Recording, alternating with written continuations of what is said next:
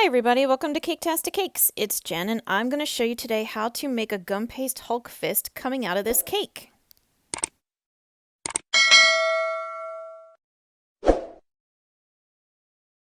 Okay, if you see any supplies or tools that I use that you think you could use, if you check the link in the description below, it should be able to help you out. Alright, to get started with my Hulk fist, I started with green gum paste and I have it in a ball, and now I'm using my rolling pin as you see to smush out the front, the back, and the side. I'm leaving the one side alone, and I'm leaving that kind of ridge more in the middle there. It's kind of off center, but more in the middle. I cut a little triangle wedge out from that one side where it's flat and toward the front, and that's going to become the thumb. And then you see the three cuts I made, one in the center and then the two on either side. Try to evenly space it out. That's going to become the fingers.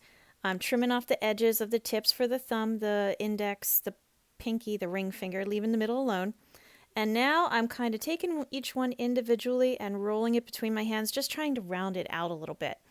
And this kind of takes a lot of effort, and it might cause a little damage to the hand, but I'm doing the best I can, and I'm just going to keep working it, keep trying to round them off. You just really want to rub and work the edges where the straight cuts are, and this will just make it look more like a finger. And try to maintain too that little ridge right in the center there. You see how I use my rolling pin again, because I had kind of smushed the bottom of it there just from setting it on top of itself, because this thing's heavy. And this is another thing you got to be aware of too. This decoration is heavy. It's not going to stick out the side of your cake. It's got to be on top of your cake. Unless you make it really small, then maybe you could have it on the side of your cake, but it's just too heavy. And if you have it on top of your cake, make sure your cake is chilled before you stick it on, or it's going to sag and possibly fall over. So just keep that in mind. Be aware. This is a seriously big one. All right, I'm using that ball tool there sort of to go between each finger and pull down to make a knuckle in that ridge that I had left behind. And I am just, as you see, I just kept smoothing and smoothing. I'm not too worried about underneath the fingers because, as you see, once you bend them over, they went away. You never see it. I made a few creases, as you saw, on the palm, just because, that's what our hands kind of look like. Again, folding the fingers over.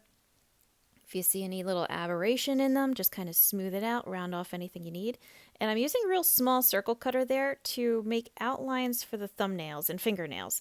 I just rolled it around, I just kind of roll it around. So I go 3/4 the way, and then I'm using my knife to do the flat edge because Hulk keeps his nails nice and trimmed. He's not like, some people like them a little longer. He likes his nice and short.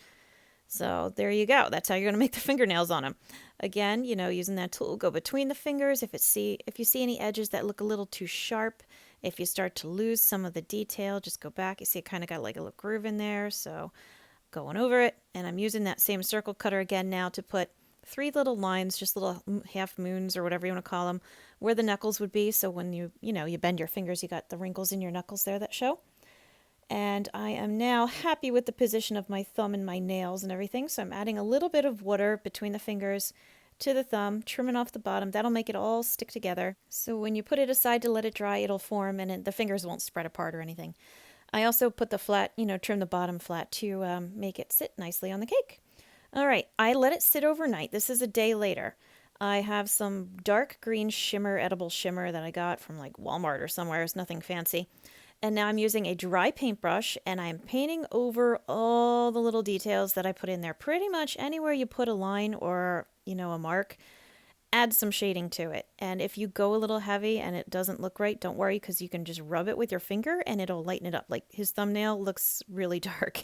It doesn't look good, but I'm going to come back to it, so I don't worry about it. Focus, again, like I said, on anywhere you have the creases or marks that you put, the fingernails, the wrinkles in the knuckles, the lines on his palms, on the back of his hands, the creases between the knuckles. And then you're going to focus on shadowing as well. So like right there, you can see it's a little heavy, but you just rub it and it blends right in, no problems. So anywhere, again, with shadows, so now I'm going between the fingers. I'm going to kind of go underneath the fingers along the palm. I'm going to do the top very lightly, just kind of dust it over. So now we've got levels of shading going on. And it's a simple little detail. Like the Hulk fist looked good before, right? There was nothing wrong with it. But if you just add a little detail to it, a little bit more time and attention to it, it makes it stand out even more. And like right here, there's nothing, no lines or anything I'm highlighting, but just a little bit of dust kind of just makes it look a little bit better. And again, if there's anything you don't like, just keep going over it.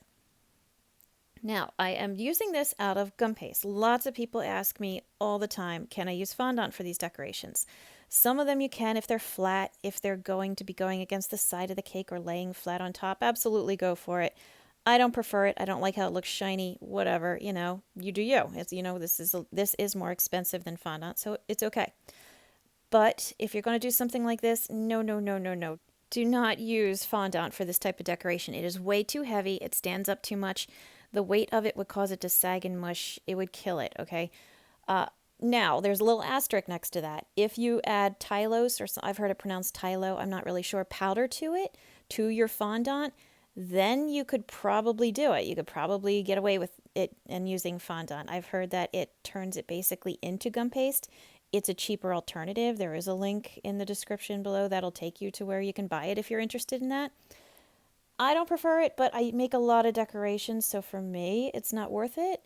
Other people, if you're just making this decoration for just this one cake and you already have fondant, you go out and spend $3 or $4 on the powder. There you go. So, can you use fondant? No, with the little asterisk. Now, getting back to the cake, I have my cake here. It's just a little cake. It was one, just a little 5-person cake. I covered it in white icing, as you saw, just a dirty icing, put it in the fridge, made it nice and chilly, nice and firm. Took it back out, covered it with some green icing because, Hulk. So, what other color do you want? Clean up my cake plate after I'm done icing it, and I tried to smooth the sides out as best I can.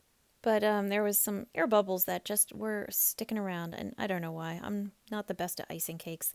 I'm better at making decorations.